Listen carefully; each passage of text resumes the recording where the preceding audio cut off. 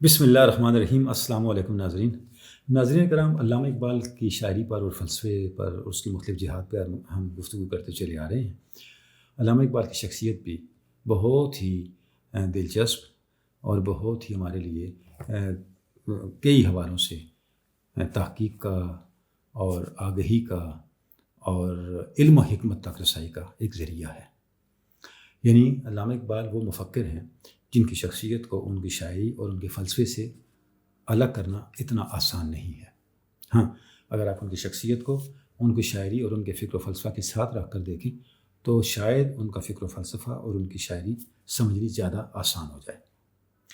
یہی وجہ ہے کہ علامہ اقبال کے بارے میں جتنا لکھا گیا ہے اس کا ایک بڑا حصہ ان کی شخصیت سے متعلق ہے، اور اقبال لورز جو ہیں، علامہ اقبال سے محبت کرنے والے جو ہیں، محبان اقبال ہیں، انہوں نے بھی کبھی بھی علامہ اقبال کی شخصیت میں ان کی شاعری اور فلسفے سے کم دلچسپی کا اظہار نہیں کیا، بلکہ کہنا یہ چاہیے کہ علامہ اقبال کی شخصیت ہمیشہ اپنے محبان کے لیے اور یوتھ کے لیے، نوجوانوں کے لیے اور قوم کے تقریباً ہر فرد کے لیے انسپائریشن کا اور موٹیویشن کا باعث رہی ہے، کیونکہ جو فکر و فلسفہ علامہ اقبال نے پیش کیا بڑی حد تک، چاہے اگر آپ بہت ایک محتاط بات بھی کریں تو اس فکر و فلسفے کا عملی اظہار بھی ان کی شخصیت ہے۔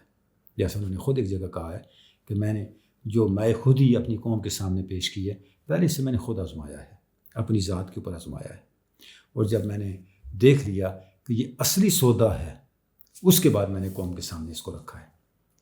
تو وہ جو خودی کے اوصاف ہیں، جو ایک آپ کہہ سکتے ہیں کہ ایک کریکٹر، مثالی کردار کے اوصاف ہیں، اس کی جو تاثیر ہے وہ ہمیں علامہ اقبال کے ہاں بھی نظر آتی ہے۔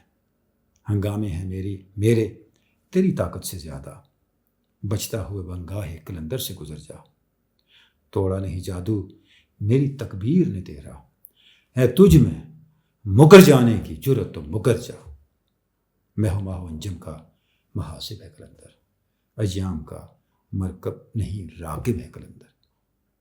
علامہ خود کہہ رہے ہیں کہ میں نے کیا کیا ہے مجھے اس کا پتہ ہے، میں کس قلندری کا حامل ہوں مجھے اس کا پتہ ہے۔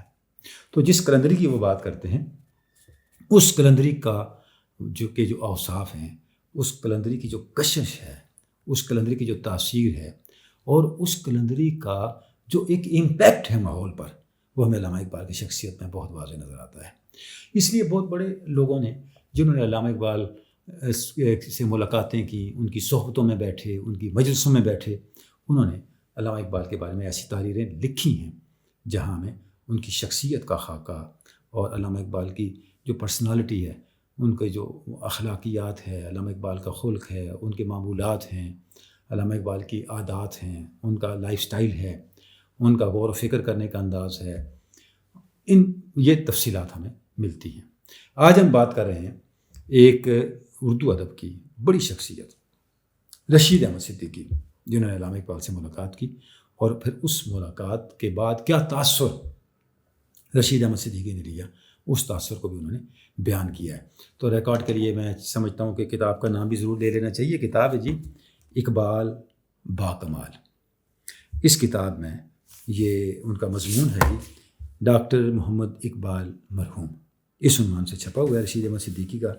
تو چونکہ بہت سی کتابیں ایسی ہیں جو ایک دفعہ چھپیں دوبارہ نہیں چھپیں، ریکارڈ میں نہیں آتی، رسائی میں نہیں ہوتی تو عام ریڈرز کی، تو ہم نے یہ چاہا کہ ایسی کتابوں سے بھی کچھ اہم باتیں جو ہیں وہ اپنے ناظرین کے لیے ہم ریکارڈ کر دیں، تاکہ وہ ان سے بھی آگاہ ہو سکیں، اور ان میں جو بیان کیے گئے مختلف دلچسپی کے نکات ہیں، علمی نکات ہیں، ان کے بارے میں بھی انہیں کچھ نہ کچھ جو ہے علم اور معلومات میسر آ سکیں۔ 1925 میں رشید احمد صدیقی لاہور آئے علامہ اقبال سے ملنے کے لیے۔ علامہ اقبال سے ملے تو وہ کہتے ہیں کہ جب تک میں علامہ اقبال سے ملا نہیں تھا، میرے ذہن میں علامہ اقبال کا ایک اور طرح کا امیج تھا، ایک شاعر کا، اور جس طرح شاعر ہوتے ہیں بڑے پرتکلف سے اور بڑی ایک تکلف والی شخصیت کے حاملین، ہر وقت غور فکر اس طرح کی چیزیں، تو اس طرح کا ایک امیج لے کے میں آیا۔ جیسے کہ علامہ اقبال کا کلام پڑھا تھا تو علامہ اقبال سے ملنے کے لیے آیا۔ تو جب میں لاہور پہنچا تو کہتے ہیں میں علامہ اقبال کی کوٹھی پہ گیا تو دن کے 9-10 بجے کا وقت تھا. تو علامہ صاحب اس وقت جو ہیں وہ کسی مقدمے کی پیروی کے لیے جانے کے لیے تیار ہو رہے تھے. تو انہوں نے وہ جو کپڑا یار جو یونیفارم ہوتا ہے وکیلوں کا، وہ یونیفارم انہوں نے پہنا ہوا تھا، اور جو بو باندھتے ہیں یہاں پہ، وہ بو باندھتے ہوئے باہر نکلے. تو میں نے دیکھا علامہ صاحب کی شخصیت کو، ایک بڑا دراز کا شخصیت تھی ان کی، اور ان کا بڑا مردانہ وجاہت والا انداز تھا. آنکھوں کی ساخت، ان کی مونچھیں، مجھے ایسے لگا کہ شاعر نہیں بلکہ ترانیوں کا کوئی پہلوان جو ہے، ترانی نسل کا، وہ گھر سے برآمد ہو کے باہر آ رہا ہے. اور جیسے ہی وہ مسکراتے تھے تو ان کی آنکھوں کے گوشے پہ جھریاں پڑتی تھیں، اور بہت چہرے سے ان کی ذہانت ٹپکتی تھی. اور جیسے مجھے ملے تو بڑی شفقت سے ملے، اور کافی دیر تک انہوں نے میرا ہاتھ تھامے رکھا، اور مجھے کہا اچھا جی آپ ہیں جی صدیقی صاحب؟ تو میں نے کہا جی بالکل. لیکن کہتے ہیں ان کو ملتے ہی مجھے حیرت بھی ہوئی اور تھوڑی پریشانی بھی ہوئی. پریشانی اس طرح ہوئی کہ ان کا ڈیل ڈول اور ان کا انداز شاعروں والا نہیں تھا. اچھا، اسی دوران انہوں نے اپنے علی بخش کو آواز دی، اسے کہا قلم لے کے آؤ، اور پنجابی اسٹائل میں قلم لانے کے لیے کہا. تو یہ بھی مجھے بڑا عجیب لگا، کیونکہ گو علی گڑھ میں رہ کے مجھے اس کا تجربہ ہو چکا تھا کہ پنجاب والے لوگ اردو پنجابیوں کی طرح بولتے ہیں، ان کی اردو پر بھی پنجابی غالب ہوتی ہے. لیکن میرا نہیں خیال تھا کہ علامہ اقبال کا بھی یہ معاملہ ہوگا. لیکن علامہ اقبال سے اس طرح کا تلفظ سن کے اور ان کا یہ اسٹائل دیکھ کے میرا جو ان کے بارے میں امیج تھا نا، وہ تھوڑا سا ڈسٹرب ہو گیا. اچھا، اب دیکھیں یہ بات پہلے بھی ہوئی جب علامہ اقبال گئے افغانستان کے دورے پہ. شاہ افغان نادر شاہ نے علامہ اقبال کو وزٹ کے لیے بلایا افغانستان کے تعلیمی نظام پہ ڈسکس کرنے کے لیے، اور علامہ صاحب کے ساتھ سید سلیمان ندوی تھے، سر راس مسعود تھے. تو جب وہاں پہنچے تو تعارف ہوا، تو جو نادر شاہ تھا اس نے کہا کہ جناب علامہ صاحب، میں آپ کو دیکھ کے بڑا حیران ہوا. میرا خیال تھا شاعر تو ہوتے ہیں پتلے دبلے کمزور سے اور منہ میں پان ڈالا ہوا، اور تو آپ تو مجھے شاعر سے زیادہ پہلوان لگتے ہیں. تو علامہ صاحب نے کہا نادر شاہ صاحب، میں نہیں سمجھا تھا آپ بادشاہ اور جرنیل ہیں، آپ تو مجھے آپ کا حلیہ ایسا ہے، آپ مجھے تو کوئی مولوی اور عالم دین لگتے ہیں، اور بادشاہ اور جرنیل کم لگتے ہیں. تو ایک عجیب اس طرح کی پر لطف کیفیت پیدا ہو گئی. تو یہ جو ایک تاثر تھا علامہ کے حوالے سے، حضرت علامہ کے حوالے سے، وہ رشید احمد صدیقی بتاتے ہیں کہ پہلی ملاقات میں میرے دل میں پیدا ہوا. اچھا، اس کے بعد ظاہر تھوڑی دیر کے لیے علامہ صاحب بیٹھے کمرے میں، اور علی جلدی تھی، کورٹ کے لیے انہوں نے جانا تھا، اور گفتگو شروع ہوئی. علی گڑھ کا حال وال پوچھنے لگے، مختلف معاملات ڈسکس ہوتے گئے. تو کہنے لگے کہ اب جیسے جیسے ہم بات چیت کرتے جاتے تھے تو ویسے ویسے میرا امیج جو تھا علامہ کے بارے میں بدلتا چلا گیا. یعنی ایسی ان کی گفتگو میں عالمانہ رنگ تھا، ایک ایسا والہانہ رنگ تھا، ایسی اپنائیت تھی، لگا ہی نہیں کہ میں پہلی دفعہ علامہ اقبال کے ساتھ ملاقات کے لیے آیا ہوں. اور جیسے جیسے وہ بات کرتے جاتے تھے، وہ ان کا بات کرنے کا انداز عام آدمی والا انداز نہیں تھا. ایسے لگتا تھا جیسے غیب سے وہ الفاظ لے کے اپنی گفتگو میں پرو کے وہ بات ہم تک پہنچا رہے ہیں. یعنی وہ کہیں سے لے کے بات کرتے ہوئے نظر آتے تھے، عام لوگوں کی طرح بات کرتے ہوئے نظر نہیں آتے تھے. اور ان کی بات بہت واضح تھی، اس میں کوئی حشو و زوائد نہیں ہوتے تھے. ہوتا ہے نا ایک بات کی اور 4-5 ایسے ہی ساتھ، نہیں، ان کی بات نپی تلی اور ٹو دی پوائنٹ. اور جب بات شروع کرتے تو ان کی آنکھیں نیم کھلی ہوتی، اور جیسے جیسے وہ موضوع کی طرف آتے، اس کی گہرائی میں جاتے، ان کی آنکھیں کھل جاتی، اور چہرے پہ ایک بشاشت، ایک سرخی اور ایک جذبہ جو ہے وہ چمکنے لگتا. تو اس طرح وہ کہہ رہے ہیں کہ جو پہلا ہمارا ملاقات کا تھا علامہ صاحب کے ساتھ، وہ پہلی ملاقات اس طرح سے ہوئی. پھر اسی دن شام کو میری دوسری ملاقات ہوئی، اور اس وقت کچھ شعراء بھی آ گئے جو اپنا کلام علامہ صاحب کو سنا رہے تھے، اور اصلاح لینے کے لیے یا اپنی اس تحسین کے لیے، حوصلہ افزائی کے لیے. تو علامہ صاحب ان سے کلام سنا، تھوڑی دیر بیٹھے، گپ شپ ہوئی. تو لیکن ایک چیز اس مجلس میں بھی علامہ کہتے ہیں، میں نے یہ دیکھا کہ یہاں پر کوئی تکلف نہیں تھا. حالانکہ آنے والوں میں اور حضرت علامہ کی شخصیت میں زمین آسمان کا فرق تھا، کیونکہ علامہ تو ہمالیہ تھے علم کا، اور آنے والے عام لوگ تھے.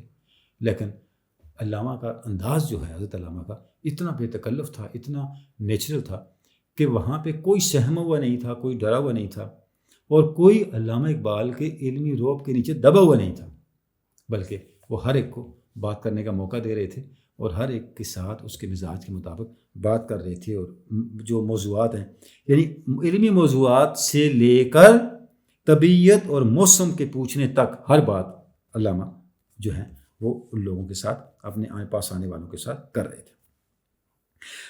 اس کے بعد رشید احمد صدیقی کہتے ہیں کہ دوسرے دن میں پھر حاضر ہوا، اور اس دن علامہ صاحب نے کہیں نہیں جانا تھا، گھر ہی تھے.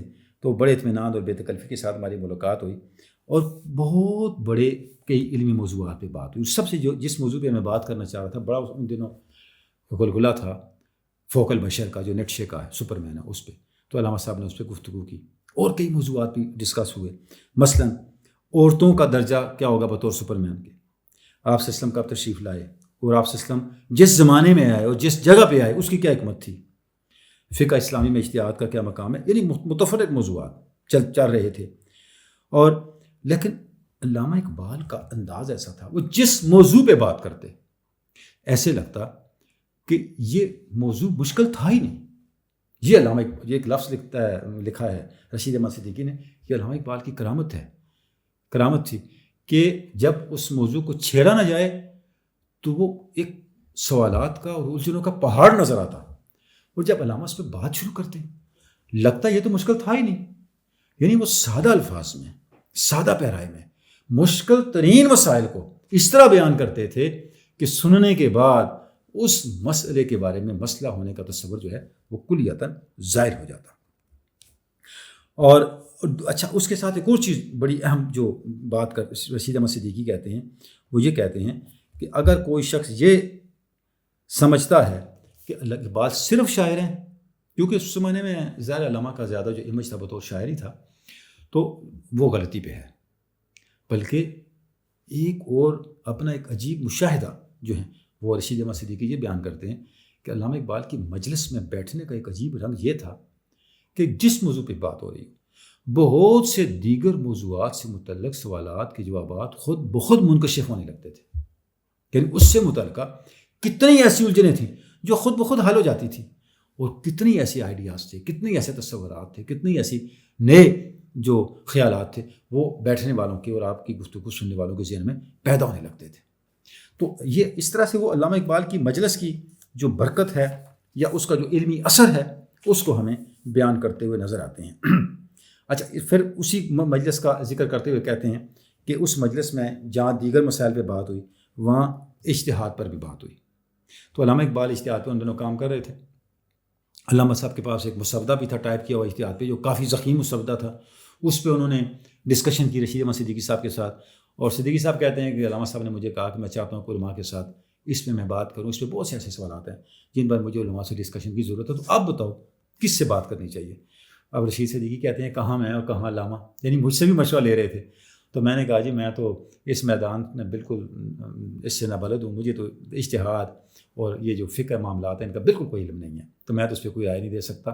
ہاں اتنا ضرور کہوں گا کہ میری سمجھ کے مطابق ابوالکلام آزاد ہیں یا سید سلیمان ندوی ہیں، ان سے بات ہونی چاہیے، ان سے بات کرنی چاہیے. تو علامہ اقبال نے دونوں شخصیات کا عزت کے ساتھ اور بڑے احترام کے ساتھ ذکر کیا اور یہ اندیا دیا کہ میں ضرور ان سے بات کروں گا. اور ناظرین کرام، تاریخ کا جو ریکارڈ ہمیں بتاتا ہے کہ علامہ اقبال کی ڈسکشنز رہیں سید سلیمان ندوی کے ساتھ اجتہاد کے موضوع پہ.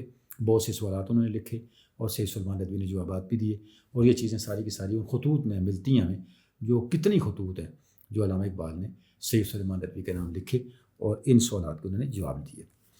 اچھا، اس کے بعد ایک اور یونیک چیز جو کہتے ہیں وہ کیا، وہ کہتے ہیں کہ علامہ اقبال کی شخصیت کا خاص وصف یہ تھا کہ وہ خطوط کا جواب دیتے تھے، کسی خط کو ان ایڈریس نہیں چھوڑتے تھے.